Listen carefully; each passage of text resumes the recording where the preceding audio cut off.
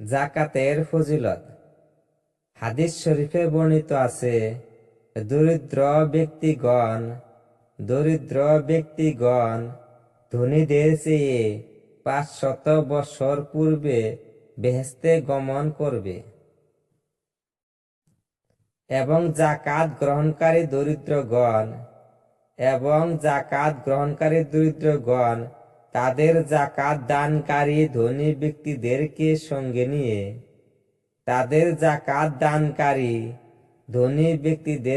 সঙ্গে নিয়ে বেহেশতে গমন করার জন্য আল্লাহর নিকট প্রার্থনা করিবেন এবং আল্লাহ তাআলা তাদের প্রার্থনা কবুল করবেন এবং জাকাত দানকারী ধনীদেরকে সঙ্গে নিয়ে বেহেশতে যাওয়ার অনুমতি প্রদান করবেন। সুতরাং জাকাত দানকারী ধনী ব্যক্তিগণ দরিদ্রদের সহিত 500 বৎসর পূর্বেই বেহেশতে গমন করবেন।